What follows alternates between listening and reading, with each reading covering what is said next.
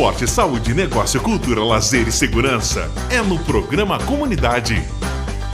Programa Comunidade, TV Passo Fundo, aqui com este amigo de vocês, Saul Spinelli, nos canais 26 e 526 da NET. Lembrando também que nós estamos na TV Coprel, 47 municípios da região ligadinhos na programação da TV Passo Fundo. Você baixando o aplicativo no celular, é super fácil, você tem o acesso a toda a programação da TV Passo Fundo gratuitamente e ao vivo, né?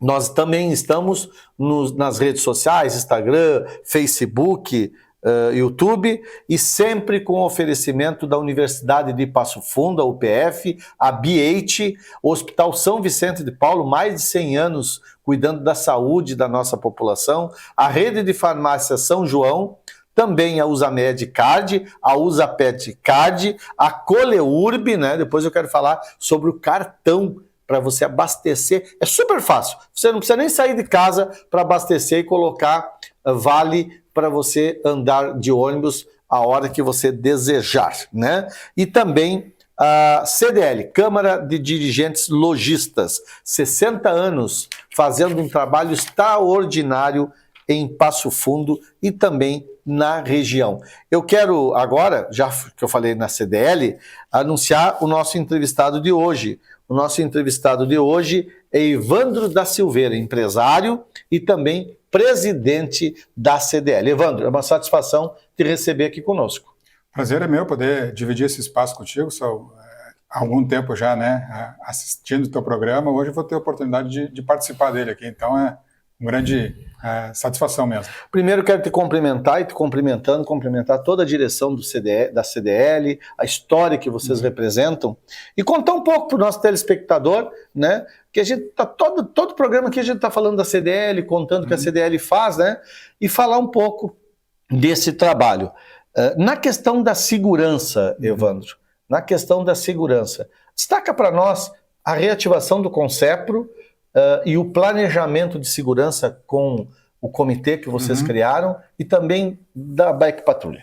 Então, primeiro, a gente até penso que é interessante eu te resgatar, né? A CDL, como você falou ali, 60 anos, então é uma entidade aí que já tem uma história dentro da nossa cidade e é uma história que foi construída a muitas mãos, né? Hoje a gente tem lá uma equipe executiva extremamente atuante e que de alguma maneira dá o dia a dia a dinâmica da entidade e faz com que isso aconteça nas nossas rotinas.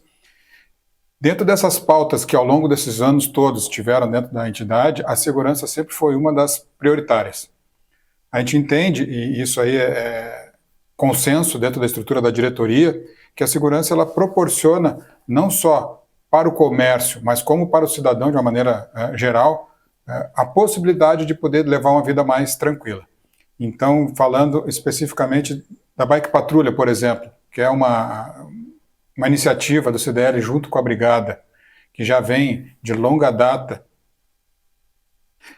inicialmente ali uma preocupação com o centro da cidade, região da Moron ali, da Praça da Cuia, onde eles ficam mais tempo. Desde que isso foi implementado, a questão do roubo a pedestre, né, aquela questão até mesmo... assim, às vezes... Aquelas ocorrências menores, celular, mas que tinham impacto, né? Tem um impacto e que, de alguma maneira, poderiam afastar as pessoas do centro da cidade. Então, a Bike Patrulha veio com esse objetivo, né, de trazer mais tranquilidade para aquela região ali que é bastante movimentada. A gente tem uma circulação de pessoas ali muito grande durante o dia, pessoas que vêm de fora da cidade, inclusive, não só dos passafundenses, mas daqueles que estão visitando a nossa cidade e que procuram aquela região ali para fazer suas compras, ou lazer, refeições, tudo mais. Então é uma área importante, uma área que é uma referência para a nossa cidade. E a questão da segurança influencia muito fortemente nisso. Eu estava vendo ali que a Bike Patrulha recebeu doações da CDL, né? Isso é constante. De tempo em tempo a gente está fazendo doação de equipamentos para que eles possam exercer a atividade com qualidade, inclusive, né? Não só capacetes, bicicletas, equipamentos de proteção. Equipamentos de proteção. Mas essa reativação, por exemplo, do Concepro, tá? E do criação do Comitê de Segurança, proporcionou investimentos, né? Sem dúvida, a gente tem assim a revitalização do Concepro, que a gente tem chamado lá, que é um órgão que já existia, mas que desde 2023 teve uma participação mais ativa da CDL. Ela vem também para complementar essas iniciativas. Então a gente tinha um Bike Patrulha, que de alguma maneira tinha uma abrangência mais localizada no centro da cidade, e através do Concepro a entidade pode dar uma contribuição ainda maior na questão da segurança. Então ele é um órgão assim que está previsto em lei, então tem um reconhecimento, por exemplo, do Poder Executivo, do Poder Legislativo, com os quais inclusive a gente tem conseguido fazer bons trabalhos em conjunto. E esses valores que são emitidos por Concepro, hoje o CDL, enquanto entidade mantenedora, tem feito um trabalho, por exemplo, todo o valor que é arrecadado por Concepro é repassado 100% para os órgãos de segurança. Então a CDL hoje não conseguiu absorver os custos que existiam antes para poder fazer toda essa estrutura, né? Que você tem que ter pessoas envolvidas com isso, tem que ter uma contabilidade, tem que ter transparência nos processos. Tudo isso requer ali alguma energia, vamos dizer assim, né? E essa parte ficou a cargo do CDL. Então hoje se arrecada um valor X, 100% desse valor é repassado para os órgãos de segurança, né? Evandro, vamos falar agora da reunião almoço que houve aí na última semana, né? Que a gente anunciou aqui com Erasmo Batistella, da Biete, que anunciou aí uma planta de etanol e de outros produtos aí, e que vai mudar a matriz tributária da cidade, do estado, e a Biete já está no mundo afora, né? Como é que tu avalia a importância dessas reuniões almoço, com várias pessoas palestrando, contando um pouco da sua história, e dessa específica do Erasmo, onde ele anunciou investimentos significativos? A reunião almoço personalidades, ela já está indo para a terceira temporada, vamos dizer assim, né, o terceiro ano. E a gente já teve a oportunidade ali de escutar alguns dos empresários de destaque da nossa cidade, né, Sal? O último foi agora o Erasmo, na verdade foi a primeira desse ano, contou ali com uma presença maciça da comunidade, então foram mais de 400 pessoas numa reunião almoço, que é um número bastante expressivo, que também de alguma maneira demonstra aí o prestígio que ele tem. O que acontece é que a gente tem tido a oportunidade de conhecer um pouco mais das pessoas, né? Então todos eles que têm participado das nossas reuniões almoço, personalidades, eles contam um pouquinho da sua história, da sua trajetória. Por vezes a gente vê uma parte que já está pronta hoje, como você falou, dos investimentos, de todo assim, a expressão que tem hoje as empresas da B8, mas a gente não sabe como que foi a chegada até esse espaço, né? A gente fala muito assim que as pessoas são, enquanto indivíduos, sempre muito especiais, né, Sal? E cada um tem o seu caminho. E esse caminho não é só de glórias, né? Tem ali uma outra dificuldade, né? Um outro obstáculo na caminhada. E essas pessoas, como foi o caso do Erasmo, que dividiu a história dele com a gente tem a possibilidade de entender um pouquinho melhor como que foi para chegar no nível que ele está hoje, né? Então, começou lá numa situação assim, de humilde e conseguiu prosperar, o que serve de inspiração para todos que podem participar e escutar essa história, né? De alguma maneira a pessoa sente que, pô, eu tenho chance também. Nós temos aí serviços como o SPC, assinatura digital, à disposição das empresas e à disposição da comunidade. Esses serviços funcionam diretamente na sede do Diretamente na sede, ali no General Neto. E são serviços que são prestados não só para associados, mas para a comunidade em geral.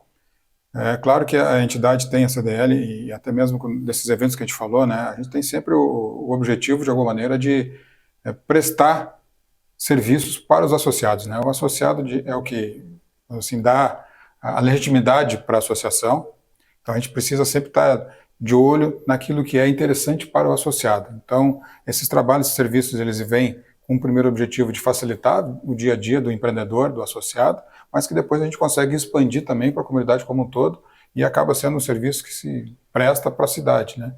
Então, a preocupação vem sempre na questão do desenvolvimento do ambiente econômico, é um dos lemas da entidade, né? Como é que a gente pode contribuir para que o ambiente econômico seja próspero? Assim, todo mundo acaba, de alguma maneira, se beneficiando, seja o empreendedor, seja a própria cidade, em função de arrecadação, e a comunidade que tem um ambiente mais assim, saudável para a convivência. Essa parceria com a Prefeitura, Natal ali da Praça da Cunha, ficou lindo ali, né? O Natal, como é pela segunda vez, né? É pela segunda vez, foi o segundo ano agora.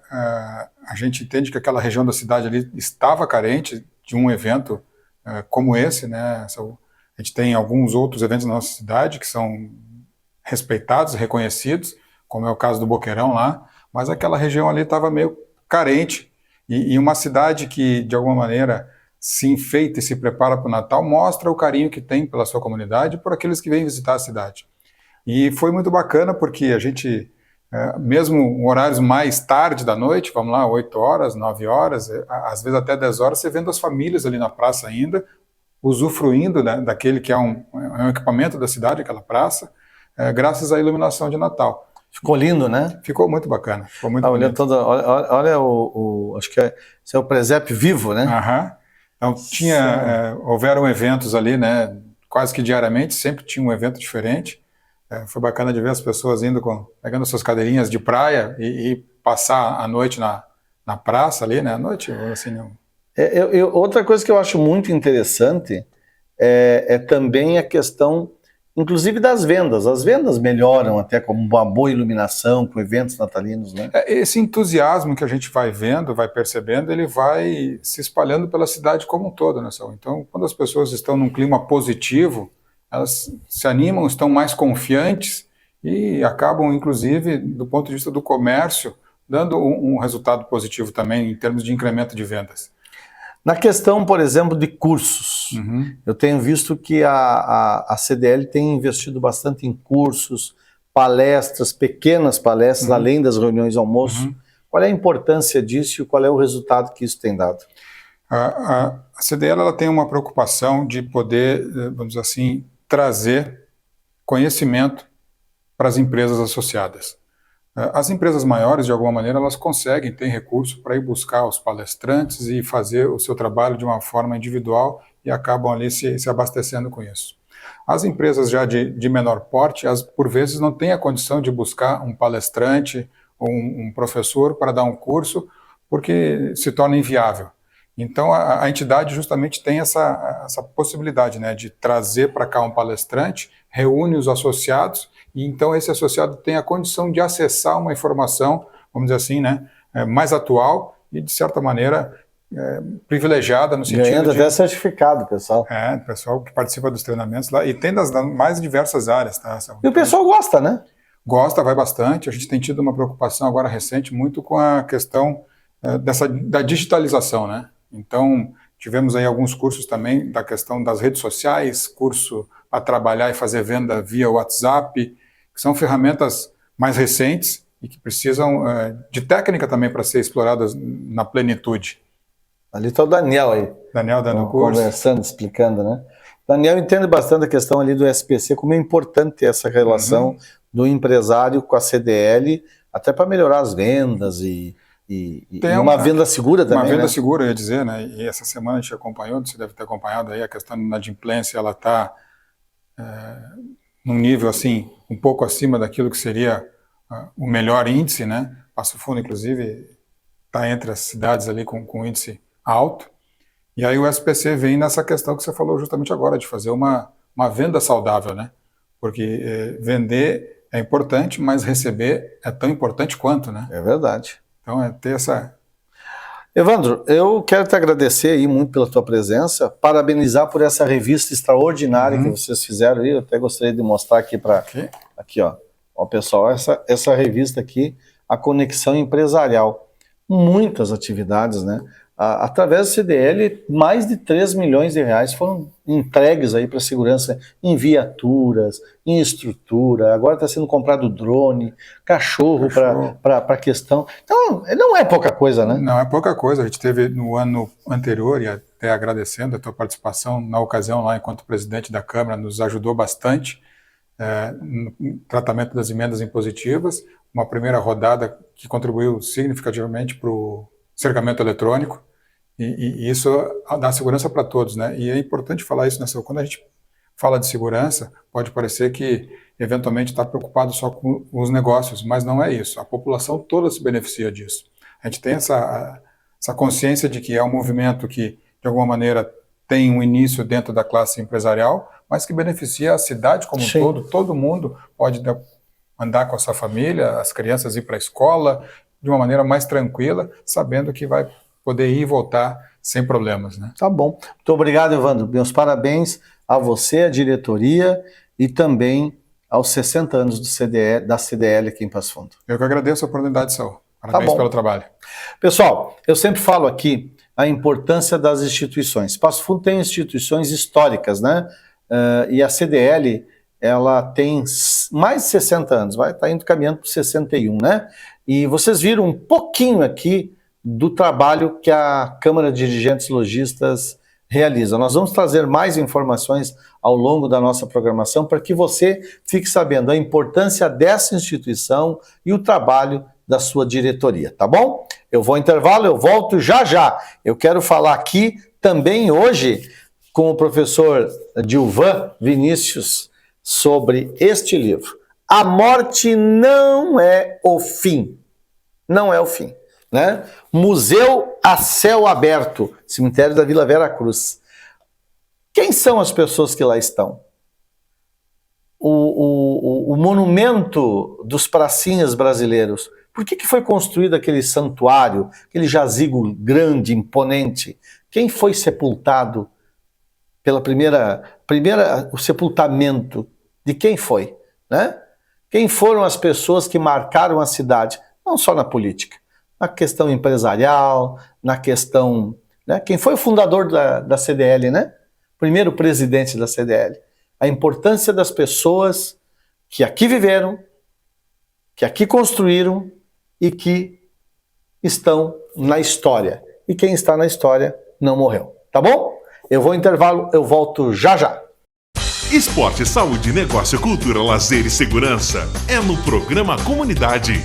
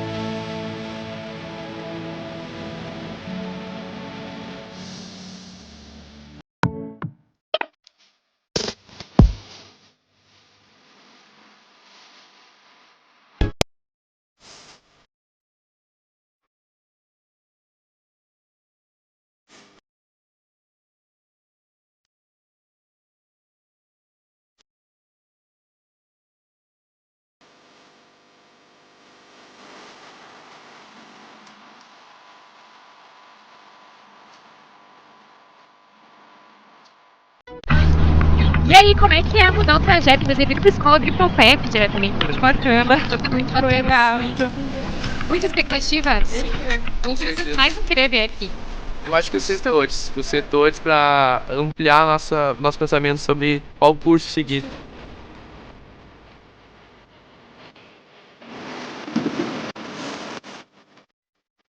Por que estudar no PEP? Porque é a universidade, onde eu quero estar.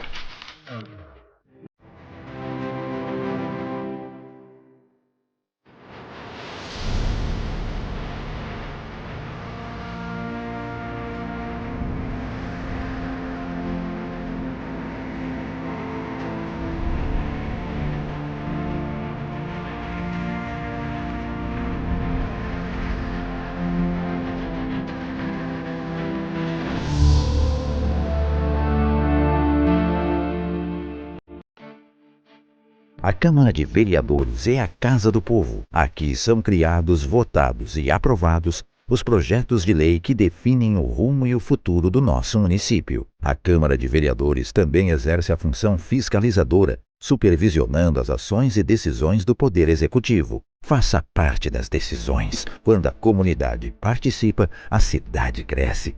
E as conquistas são de todos. Câmara de Vereadores de Passo Fundo. Nas farmácias São João, você encontra tudo para o seu bem-estar. Tem medicamentos com preços especiais, além das melhores marcas de perfumaria e dermocosméticos. Com mais de 1.000 lojas espalhadas pelo sul do Brasil, na São João, você e sua família sempre compram bem. Rede de Farmácias São João.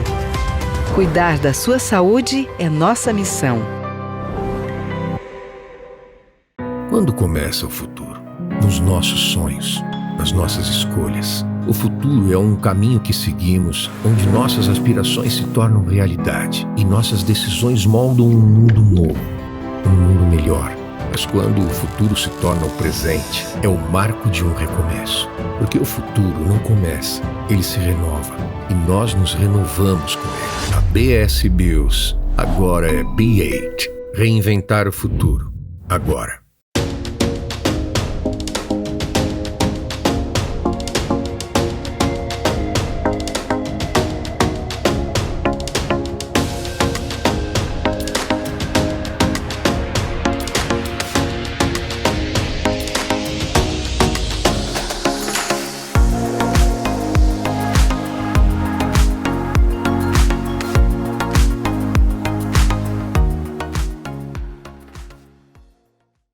Para realizar suas consultas médicas e exames de saúde, adquira o cartão Usamed Card. Com ele, você terá acesso aos melhores médicos e especialistas em Passo Fundo e região, por valores a partir de R$ 189 por ano, sem carência e sem mensalidade. Receba nossa equipe ou ligue para 54-3632-9060 e faça já o seu Usamed Card, com toda a segurança e facilidade de uma empresa séria e comprometida com a sua saúde.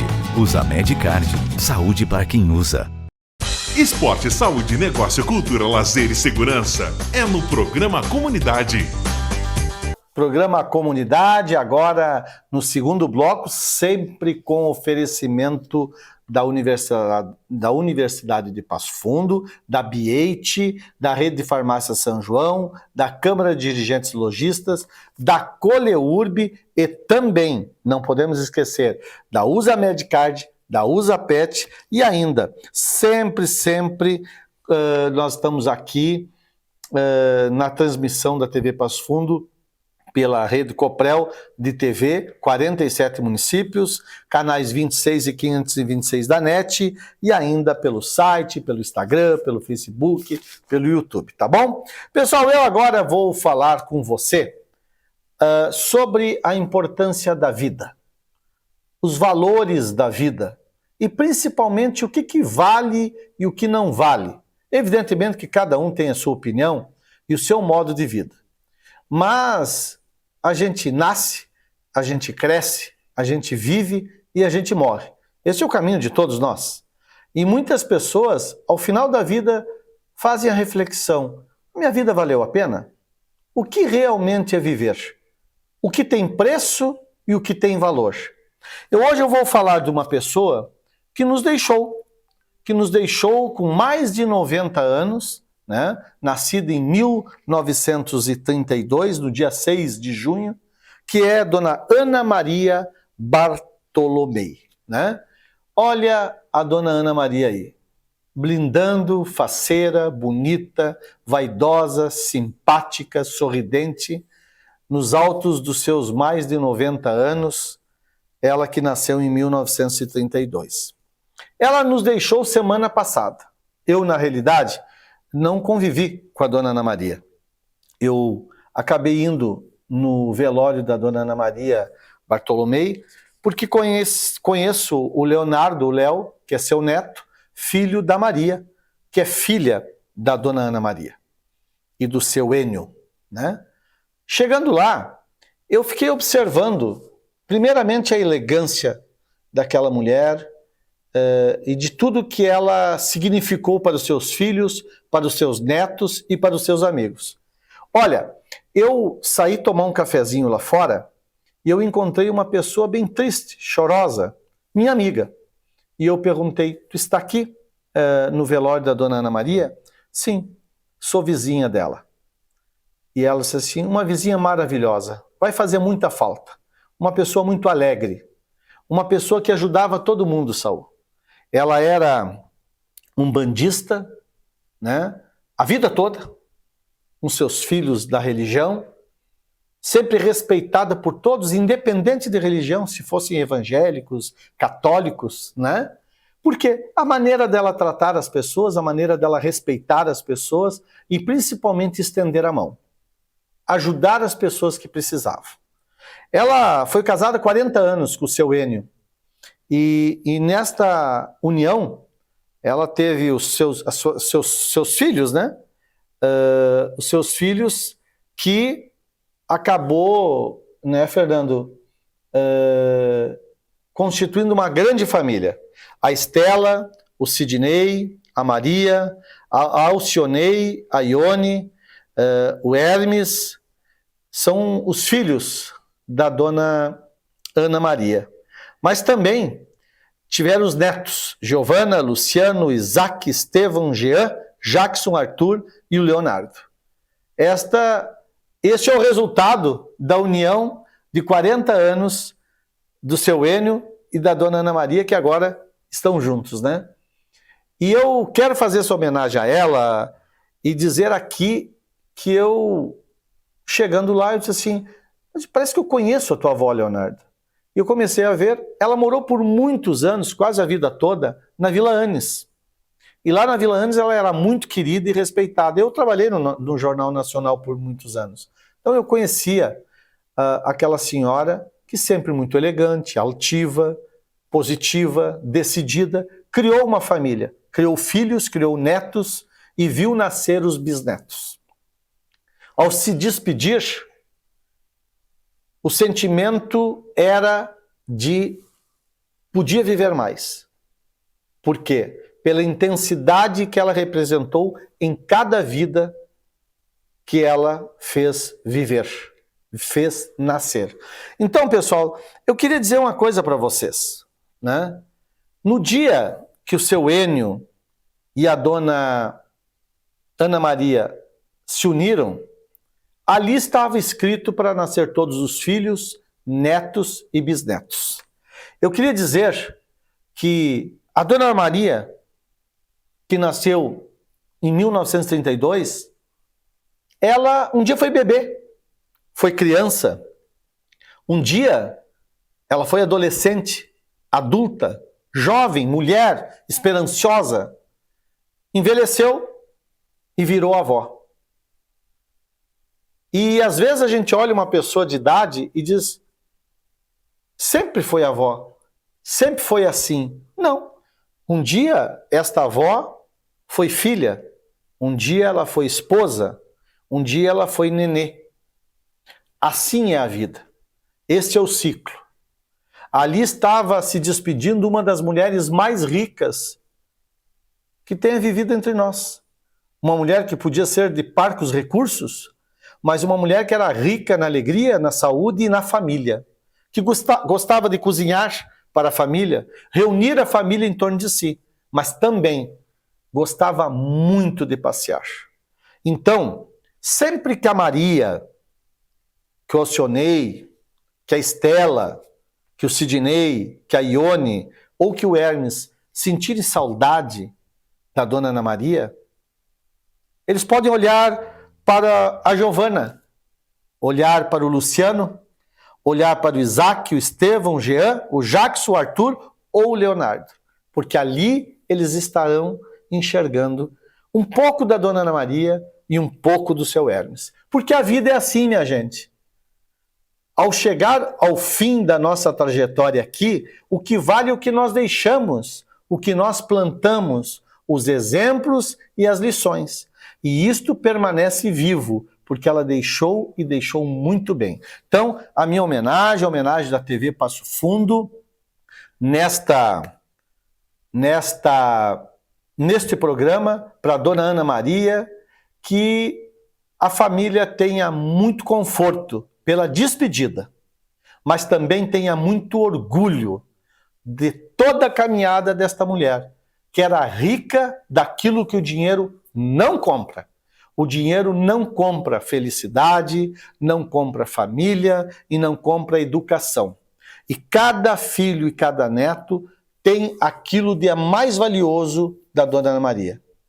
Ele tem a educação, a simpatia, a fraternidade, o amor à religião, o respeito ao semelhante. E isto permanece vivo. Então, meus parabéns por uma vida que valeu a pena. E uma vida que fica semeada por 100, 200, 300, 400 anos. Porque o DNA passa de geração por geração. E mesmo que nós não estejamos mais aqui, com certeza, lá na frente terá alguém que falará como a gente, que defenderá o que a gente defendeu e, principalmente, que irá valorizar o amor ao próximo. E isso eu não tenho dúvidas. Ver uma vizinha se despedir de outra vizinha com tristeza, dizendo que vai fazer falta, é porque essa pessoa foi intensa. Ver os filhos tristes é porque realmente foi uma mãe intensa e valorosa. Então, nossa homenagem aqui da TV Passo Fundo, Dona Ana Maria Bartolomei, continua viva, assim como o seu Enio, através de cada filho, cada neto, cada bisneto, inclusive cada amigo e cada vizinho que ela deixou um pedacinho de si. Tá bom? Vamos lá, Fernando. Vamos com mais notícias. E agora eu quero, Fernando, eu quero colocar aí no ar aqui, não sei como é que eu vou conseguir fazer, o site da Coleurb. Eu quero fazer um teste aqui, deixa eu até pegar minha carteira aqui, ó, tá? Vou pegar minha carteira aqui, ó, isso aí, ó. Já tá aqui, ó, tá? O cartão da Coleurb, tá aqui, ó. Saul Spinelli. Tu vai ali, abastece, deixa eu ver se eu consigo aqui entrar no site da Coleurb. Não, Coleurb. Coleurb.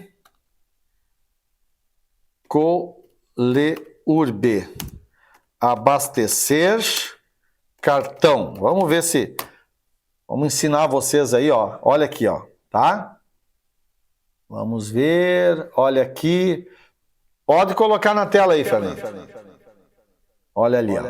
Dúvidas sobre a bilhetagem. Pergunta: quem precisa fazer o cartão bilhetagem de transporte público?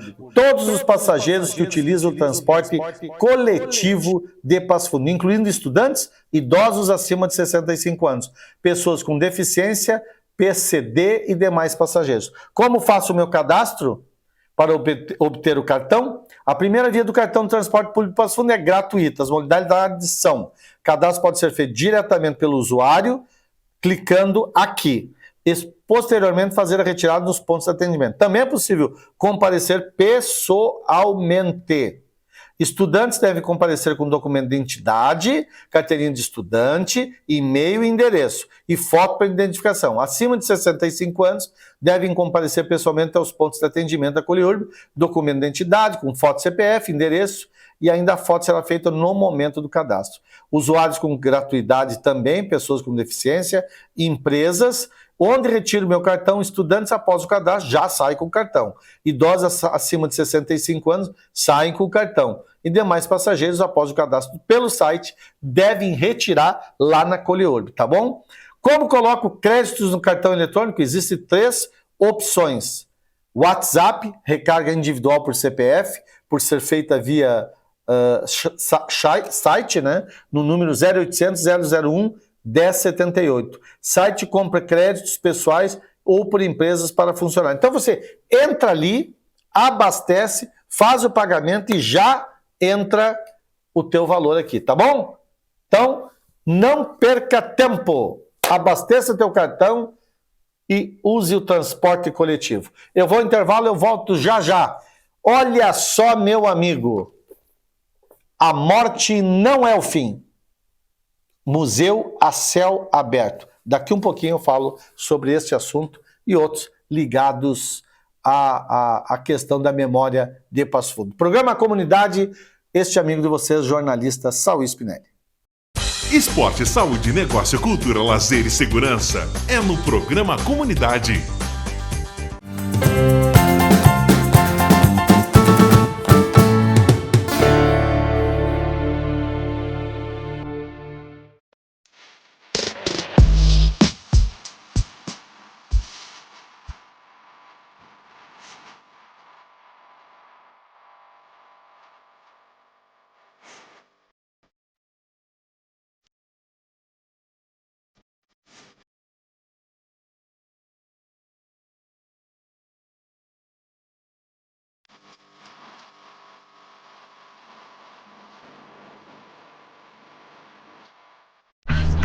E aí, como é que é mudar o trajeto? Você vir pra escola vir pro PEP diretamente? Bacana.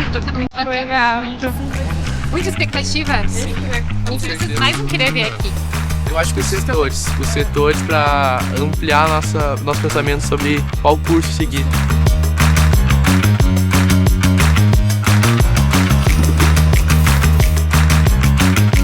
Por que estudar no PEP? Porque é a universidade, onde eu quero estar.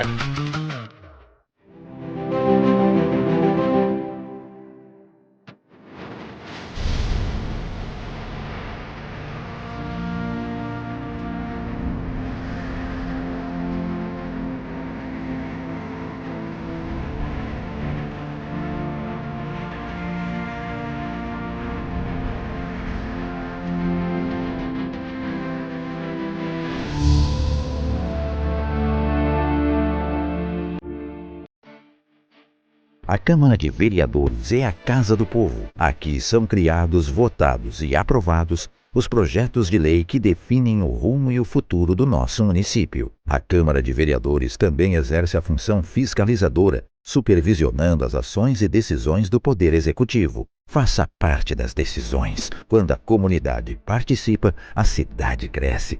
E as conquistas são de todos. Câmara de Vereadores de Passo Fundo. Nas farmácias São João, você encontra tudo para o seu bem-estar. Tem medicamentos com preços especiais, além das melhores marcas de perfumaria e dermocosméticos.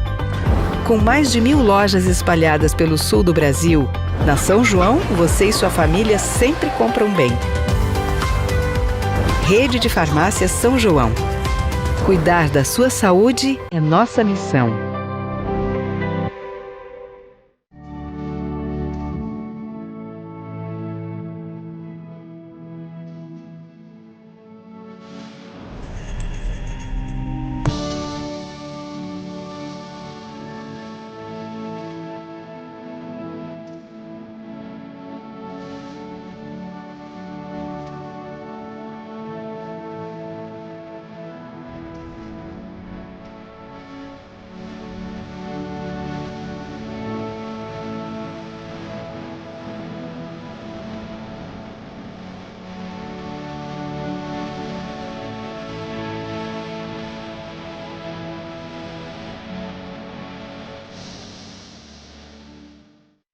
Quando começa o futuro? Nos nossos sonhos, nas nossas escolhas. O futuro é um caminho que seguimos, onde nossas aspirações se tornam realidade e nossas decisões moldam um mundo novo, um mundo melhor. Mas quando o futuro se torna o presente, é o marco de um recomeço. Porque o futuro não começa, ele se renova. E nós nos renovamos com ele. A BS Bills agora é B8. Reinventar o futuro. Agora.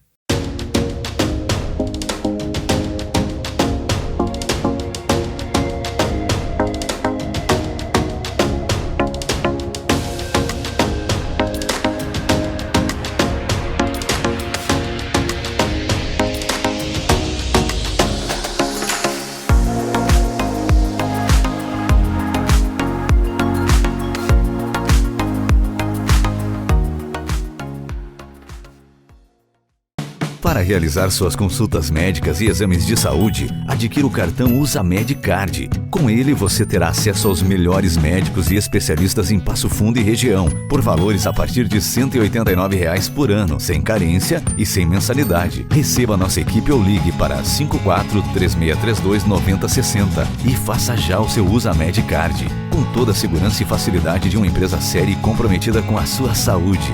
Usamed Card. Saúde para quem usa. Esporte, saúde, negócio, cultura, lazer e segurança é no Programa Comunidade. Programa Comunidade, terceiro bloco. Nós estamos falando agora com o professor Gilvan Vinícius Carvalho, ele que é o presidente do Instituto Histórico aqui de Passo Fundo. Pessoal, eu falava no início do programa sobre a importância desse livro, A Morte Não É o Fim, e também o Museu a Céu Aberto, que é o cemitério da Vila Vera Cruz, né? Eu falei, até tem uma imagem, né, Fernando, do livro aí, né? Vamos rodar a imagem aí, ó. Eu falei sobre a importância desse livro e falei também a importância da gente resgatar a história de algumas pessoas que passaram, mas não só na questão política, na questão empresarial, mas pessoas que tiveram uma importância. Aliás, todo mundo tem uma importância na sua vida, né? Se não é para a cidade, é para os seus filhos, é para a sua família. E eu sempre digo que a mãe de alguém que foi líder teve importância, porque ela formou um líder, né? Então, eu falava aí, ó, a Maria Elizabeth, o Eduardo Curtis, né, o Isaías, o professor Edi Isaías, o significado que essa família Isaías teve na construção da cidade de Passo Fundo, né? Então tem muita coisa aí, o Antonino Xavier Oliveira, que é uma pessoa assim representativa, inclusive para a criação do Hospital de Clínicas, né, muito importante. Então eu estou falando com o professor Gilvan porque nós vamos fazer uma parceria, a TV, sempre contando um quadro em todos os nossos programas, quem e o que é, o que foi, o que representa, as obras que fez, tá? Professor Gilvan, é uma satisfação lhe receber aqui. O prazer é meu, é um prazer estar aqui contigo, Saul, nesse programa, falando sobre um tema que é tão caro a mim e ao Instituto Histórico, que é a história do Passo Fundo, e o cemitério Veracruz por consequência, né? Professor Gilvan, o cemitério da Veracruz está lá desde quando? E sempre esteve lá? O cemitério da Veracruz, não é da Vila Veracruz. O cemitério é anterior à vila, né? É? Então é o cemitério que é nomeado e depois a vila passa a ser designada como Veracruz em decorrência do próprio cemitério. O cemitério foi criado, o cemitério municipal da Veracruz foi criado em 1902, quando Passo Fundo passava por um movimento assim de reorganização urbana e o antigo cemitério não dava mais conta, digamos assim, de atender tanto a uma questão sanitária quanto uma questão urbanística no sentido mais estético, né? E onde é que era? O cemitério ficava no enquadramento entre as ruas General Osório, General Neto, Coronel Chicuta e Independência. Mas a gente precisa entender que esse arruamento, desta forma como nós conhecemos hoje, não existia.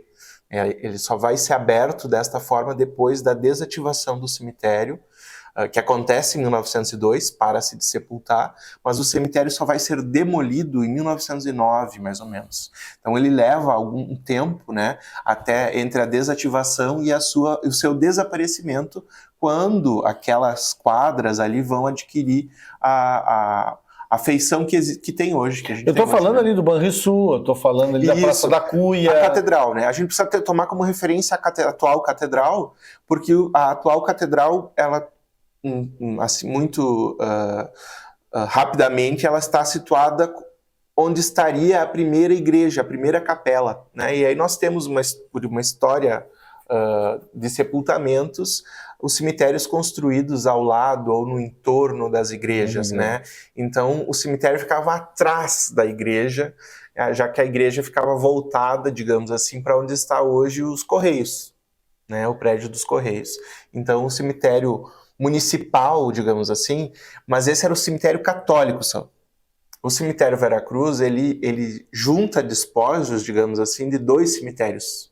O cemitério católico, onde eram sepultados os cidadãos brasileiros até 1889, já que estrangeiros não eram considerados cidadãos naquele momento, e o cemitério protestante. Tá? O cemitério protestante, a gente não tem uma data de criação desse cemitério, assim, mas ele funcionou até 1902 também.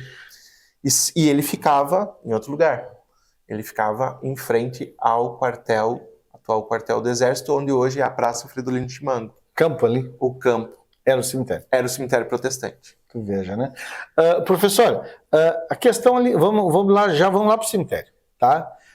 Aquele prédio imponente que tem ali, e que está inclusive no livro aí, tá? Eu filmei ali, o Fernando filmou para mim, que é dos pracinhas. Isso. Que é bonito, é grande, é imponente, né? Ele foi construído em que ano e qual era o objetivo? Sim. Ele é de fato um edifício, né? Uma edificação que se destaca ainda dentro do cemitério. Ele é tombado como patrimônio histórico, né? E ele foi construído em 1918 para ser o mausoléu, o jazigo Ali, ó. do capitão Jovino da Silva Freitas, que faleceu em decorrência da gripe espanhola de 1918, em novembro daquele ano, e logo na sequência, então, esse mausoléu foi construído. Na década seguinte já houve uma movimentação da viúva, né, para construir um túmulo mais, digamos assim, adequado ao cemitério Veracruz, já que, se a gente observar ainda hoje na paisagem, é um monumento que se destaca muito. E aí, se a gente tenta retroceder isso para 100 anos atrás, vamos imaginar o que era num período em que as pessoas eram sepultadas ainda na terra, né? Essa construção dentro, no meio do cemitério. Sim. Então, a família fez uma doação, a viúva, a dona Juliana, fez uma doação para o exército desse monumento. E o que acontece? Em 1932, nós vamos ter a Revolução Constitucionalista, onde algumas pessoas daqui de Passo Fundo e da região de Passo Fundo foram lutar em São Paulo e faleceram. Então, essas pessoas foram sepultadas nesse mausoléu, né?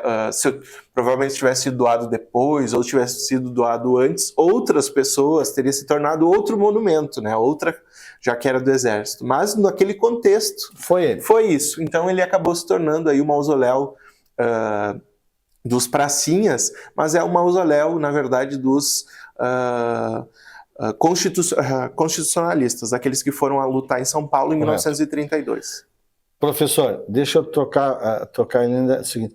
Tem registro de quem foi o primeiro sepultado no cemitério da Vila Veracruz? Sim, é bem interessante, inclusive, né? Se a gente caminhar pelo cemitério, nós vamos ver muitos túmulos com data anterior a 1902. Né? Então, como é que o cemitério foi inaugurado em 1902 e nós temos sepultados anteriores? Porque essas lápides, né, elas foram retiradas do cemitério, tanto do protestante quanto do católico, e levados para lá. Mas o primeiro sepultado, digamos assim, não houve uma inauguração do cemitério. Né? Não teve Odorico Paraguaçu. Não teve. Porém, entretanto, todavia, em 1902, no ano em que o cemitério foi inaugurado, digamos assim, passou a ser utilizado, a primeira pessoa de destaque na sociedade que foi sepultada, que faleceu e foi sepultado no Veracruz, foi o padre José Ferreira Guedes, que, entrando pelo antigo portão principal, é a primeira sepultura à esquerda. E o padre Guedes foi o responsável, digamos assim, pelas obras da construção da Igreja Matriz, e quando ele morreu em 1902, ainda não tínhamos congregações religiosas cuidando da paróquia. Ele era um padre sozinho, né, que cuidava da paróquia. Só naquele momento só existia a paróquia da Conceição, que abrangia todo o município de Passo Fundo, que era incorporado, inclusive... Não tinha São Miguel ainda? Tinha São Miguel, mas não era paróquia. Tá. Como não é ainda hoje, né? Sim. Ela é uma capela dentro da paróquia de São Vicente. Então era uma área extremamente grande que era atendida somente por esse padre.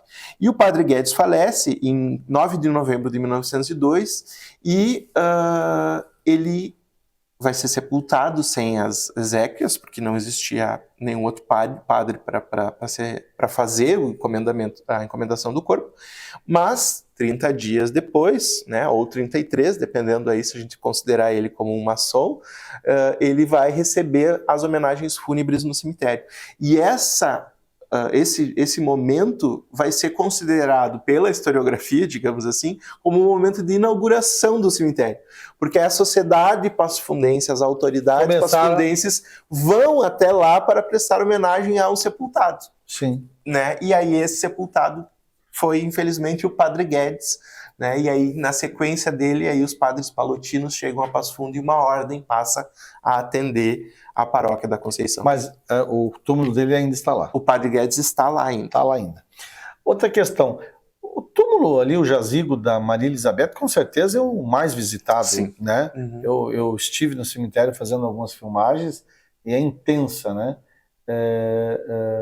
Morreu em que ano a Maria Elizabeth? A Maria Elizabeth faleceu em 28 de novembro de 65, né? Mas o jazigo dela não era ali, né? Não tinha essa proeminência no momento em que acontece o óbito, né? Quando ela falece, se a gente pensar na geografia do cemitério Veracruz, porque isso também, a história de Passo Fundo se reflete no cemitério também, né? Se nós temos o Padre Guedes, o primeiro túmulo, na primeira fila, é no momento em que aquele cemitério nasce. E ele vai sendo ampliado com o passar do tempo. Onde hoje é o jazigo da Maria Elizabeth era uma rua que acessava o cemitério israelita. Mas a demanda por novos túmulos faz com que haja a compra da parte nova, que a gente chama, que é a parte de trás do cemitério, e a ligação se dá por essa rua, né, que está ali.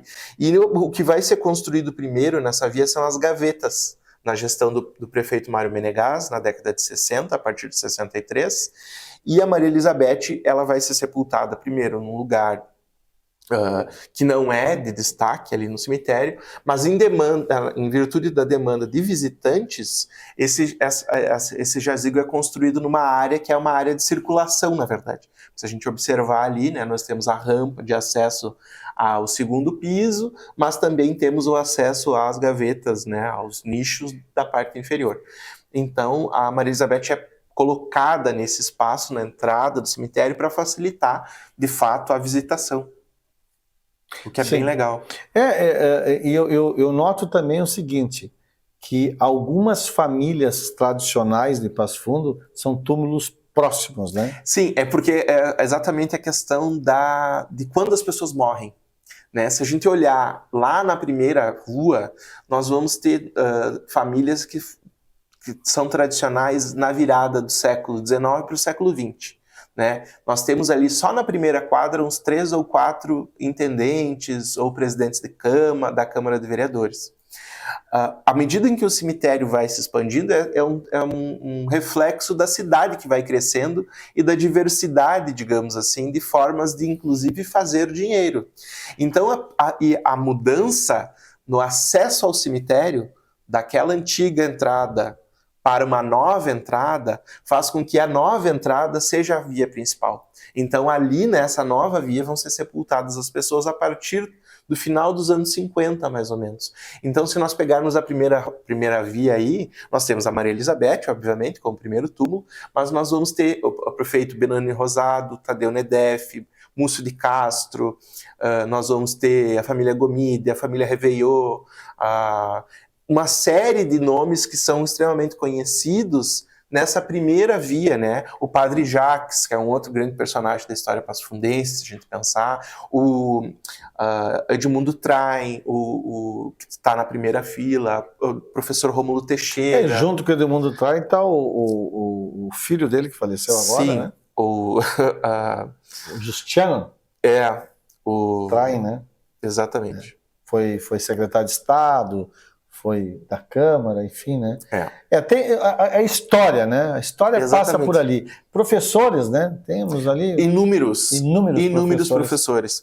A gente brinca um pouco com a ideia, porque assim, o cemitério é um reflexo da cidade, da nossa cidade, né? No sentido da geografia, em que posição estão as famílias de mais destaque, as avenidas, as ruas mais... secundárias, as zonas periféricas, né? E todo o cemitério, né? Porque todo se tu for verificar, se tu pega o da São Miguel lá fora, tu vai pegar ali, por exemplo, o seu Gervásio Manuel Joaquim, fundador do bairro Integração. Pega o seu Cirilo Rosa, foi um líder comunitário do Jaboticabal. Pega o seu Miguel, né? Seu Adão, né? O seu Adão Ramos, só para ter uma ideia, morreu com 97 anos, era voluntário, fazia limpeza no cemitério quando não tinha nada. E aquele cemitério também é outra história bonita que tem, né? Exatamente, o cemitério ele tem esse reflexo. Mas o cemitério da Veracruz, ele se distingue, vou usar essa expressão, porque ele é o mais antigo em funcionamento, não é o primeiro, mas é o mais antigo em funcionamento em Passo Fundo, e nós temos ali não somente as altas elites, mas muitas pessoas que fizeram e construíram Passo Fundo em outro período. porque Passo Fundo também cresceu muito nesses últimos 60 anos, se a gente pensar em nível populacional. Então, claro que hoje a gente já não consegue conhecer todo mundo, mas se a gente andar pelas zonas mais antigas, a gente vai encontrar muitas pessoas que a gente encontra como nome de rua, como nome de escola, né? Enfim, que deixaram marcas em outros espaços da cidade. Então, é muito fácil... Vitor Greff? Não está no nosso... O Vitor Isler? Não, tá ali. Não está. Mas o túmulo do pai do Vitor Isler está ali, que é o Arthur, o Tutu, é um grande monumento também, né? Que tu está veja qual a importância, né? Exato, não. A importância que tem. Exatamente. Então, assim, são várias e várias pessoas de vários segmentos sociais, mas de vários segmentos econômicos também. E aí, isso que tu falava sobre a importância das pessoas é o seguinte: a gente começou esse projeto em 2013, mais ou menos, da forma como, no perfil que ele se encontra hoje. E a pesquisa, ela se dá de duas maneiras. Tanto por uma pessoa que já é naturalmente conhecida, então a gente vai investigar essa pessoa, porém tem o outro lado, que é esse. Quem é esse Miguel? Porque às vezes a gente vai encontrar pérolas de pessoas que fizeram, mas que não têm o seu devido reconhecimento ainda. Então tá bom. Feita a parceria, semana que vem a gente já começa. Isso aí. Tá bom? Conversei com o professor Giovan Vinícius Carvalho, presidente do Instituto Histórico aqui de Passo Fundo. E aqui na TV Passo Fundo, no programa Comunidade, você vai conhecer a história de Passo Fundo. Pouquinho de cada vez, mas saber quem foi, né? Na Vera Cruz, em outros cemitérios, outros personagens, professores, empresários, né? Pessoas que fizeram e construíram a nossa cidade e também a região ao longo desses 100, 150, 200 anos, tá bom? Um abraço, eu vou me despedindo, um grande abraço a você, obrigado pela audiência, eu volto na semana que vem com mais programa Comunidade, aqui na TV Passo Fundo e também na Rádio Massa 104.1, de segunda a sexta. Esporte, saúde, negócio, cultura, lazer e segurança é no programa Comunidade.